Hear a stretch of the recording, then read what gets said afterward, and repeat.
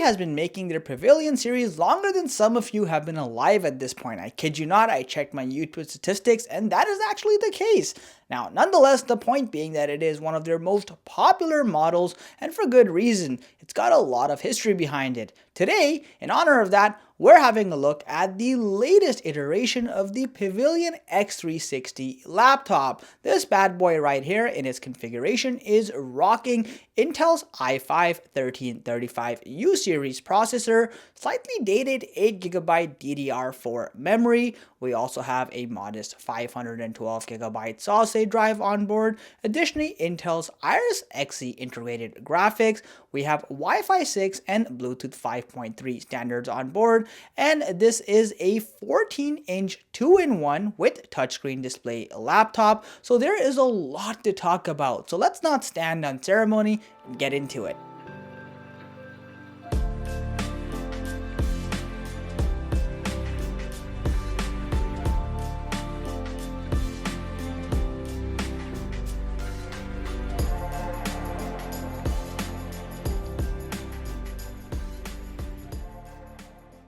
HP's Pavilion X360 continues to come in a generic and boring looking cardboard box. Creativity isn't one of the best feats when it comes to packaging here. Nonetheless, it's inside what counts, right? Because behind a ton of protective packaging, here we have it, the Pavilion X360 in the flesh. More on that in a minute though. We also have a standard 65 watt charging adapter. Unfortunately, no USB-C charging out of the box, rather we get a generic DC jack here. We also have a wall outlet charging cable piece, and then you'll notice we have a smaller box here, inside of which you will find the HP MPP 2.0 tilt pen. That's a mouthful, but this is essentially their first party stylus, and it's nice to see that they include it in box here. And then finally you have a paper envelope here, which of course has all the additional documentation. This generation of the Pavilion X360 laptop has a very familiar form factor when compared to its predecessor. You still have that linear, edgy design that HP likes to keep with their Pavilion series, and you have that iconic silver color that we've been seeing for generations now. Overall, it still has a modern yet ultimately conservative look about it. 2/3 of the laptop has a high quality metallic exterior finish, while the bottom half has a hard plastic finish, giving this laptop a semi-premium look and feel. Now, this does translate to an overall weight of about 3.3 pounds, making this more or less exactly what you'd expect a 14-inch laptop to weigh about. And starting with the top, like I mentioned, you have a metallic exterior here, no particular texture, very smooth to the touch, and in the center we have that iconic reflective mirror-like HP Surface branding. On the sides of this laptop is where you will find the ports. So on one side you have a fairly modern HDMI 2.1 port, followed by a non-Thunderbolt 4 USB-C port, which is a bit of a shame, but you do get DisplayPort 1.4 and power delivery functionality. You also have the good old headphone jack. On the other side, you have two USB-A super speed ports, and then for whatever reason you have a micro SD card reader instead of a full-size one. I have no idea why companies do this, just give the full-size card, seriously. But nonetheless, IO port diversity isn't bad, all things considered. The booty of this laptop has a traditional plastic surface finish. You'll also notice you have a nice long air intake vent, which is unfortunately dead smack in the bottom center of the machine, which means ironically you should not be using this laptop on your laps or any other claustrophobic surface to prevent it from overheating. Now you'll also notice that you have two speakers, one on either corner, meaning this is a bottom firing speaker setup, and of course we will do a sound test later on in the video. Hopefully you're enjoying the content. If you are, please consider subscribing to this channel. It genuinely helps me grow, means the world to me, and literally determines the future of this channel. These laptops aren't cheap, you know. Upon unfolding the laptop, I was happy to see again you have a nice high quality metallic inner chassis, and you'll also be happy to see that you have a decent amount of palm rest space. Speaking of decent, we also have a pretty well implemented trackpad here. Granted, you have a plastic surface finish, which results in a little bit of flex, but overall it's very tactile, it's responsive and well calibrated, so I really can't complain about the trackpad, all things considered.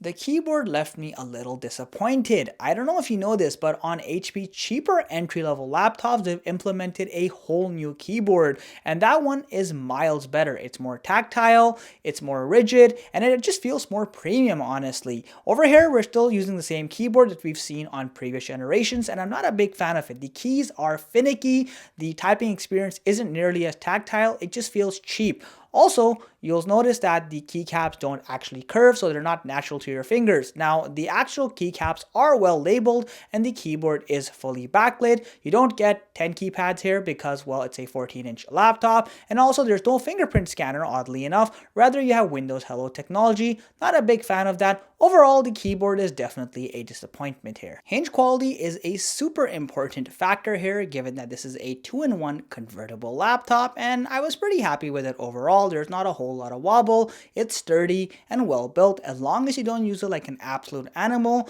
the device should last for the duration of its overall lifespan. Now, display fitting is also very clean in terms of its implementation, so you have a fairly thin chin at the bottom. You'll also notice that the bezels are nice and narrow with modern day standards in mind, and then you have a fairly thin forehead at the top that again looks nice and clean. But the most impressive part about that laptop is that 5 megapixel True Vision webcam. This is a quad HD resolution webcam over here, and it is one of the best ones I've seen on a mid-range laptop. It does well in brighter and low light settings alike, and if you watch my laptop videos often, you know how reluctant I am to compliment webcams, but this really is a good one. You're more likely to win the lottery than you are to get a decent display on HP laptops in the mid-range segment, unfortunately. Well, things start off normal enough with a full HD 1920 by 1080p resolution, which equates to a 16:9 aspect ratio. You have a base 60Hz refresh rate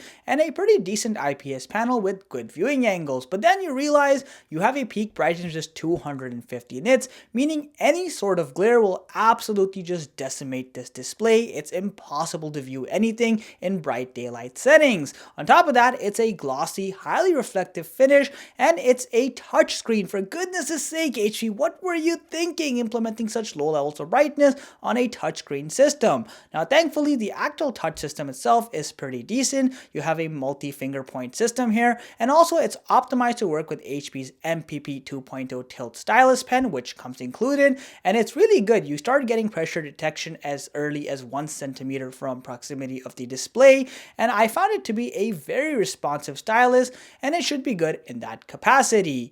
Now, the real disappointment here is the fact that we still have a base 45% NTSC display, or approximately 55% sRGB rating. This has been the rating for the past 5 or so years, and it's just disgusting how HP does not improve this number in 2023. Overall, this display is fairly disappointing to say the least. Performance is a bit of a mixed bag. On one side, you have the fairly powerful 13th generation i5 chip. Despite being a U-series chip, it's a powerhouse, but on the other side, HP cheaped out and gives us just 8GB of DDR4 memory with the base configuration. This basically means day-to-day activities like web surfing or word crunching, for example, are totally possible and will work just fine. More demanding activities, on the other hand, like development, coding, or even 3D modeling, for example, do struggle a little bit because of the slower and fairly limited RAM that you have on board. If you have the option to get 16GB from the get-go, I would highly advise you do so.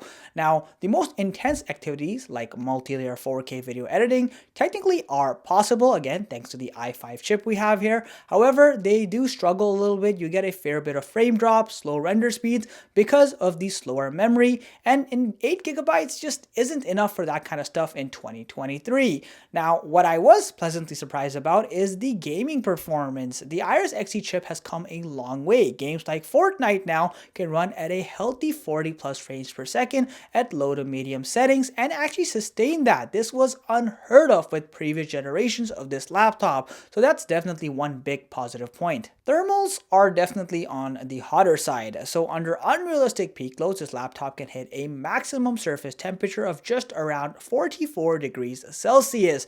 Though more realistic, sustained loads will yield you around 40 degrees, which is still far too warm for comfort. Now the real problem here is the fan noise, which can go up to 52 decibels despite being a single fan setup, and that fan will pretty much use any excuse it can find to turn itself on and run at the highest RPM. This is fairly concerning for the long-term health of the device because it just shows you how hot this laptop is generally running. If your game plan was to upgrade the RAM or memory on this laptop after buying it, you're dead out of luck because it's entirely on board, meaning it's soldered onto the motherboard and cannot be upgraded, so please make sure you get 16GB of memory if you can.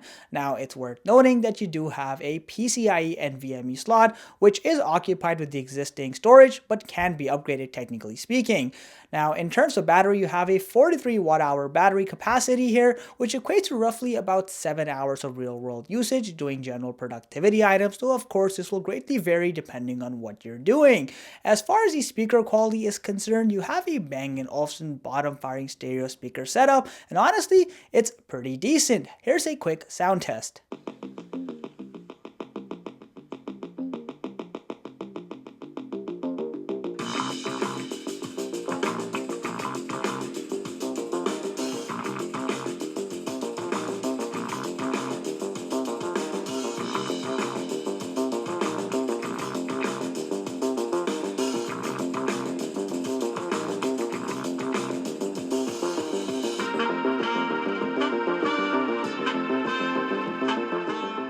With an approximate retail value of $750 the HP Pavilion X360 is a bit of a harder sell this year. On one side, its semi-premium build quality combined with extraordinary webcam quality and decent trackpad, also with decent performance and a healthy variety of I/O ports, make it a nice value. But on the other side, the rather underpowered display over here combined with the dated DDR4 standard as opposed to DDR5 memory and lack of upgradability make it a harder sell and does put it at a disadvantage when compared to some other mid-range laptops by Dell and Lenovo, for example. Overall, my take is if your intention is just general productivity, the HP Pavilion's 2-in-1 functionality really make it a lucrative offer given the relatively low price point, and plus they're including the HP stylus, which is often not the case with a lot of the competitors. But on the other side, if you're looking for a machine with a high quality display or the fastest possible hardware in this specific category, there are other options.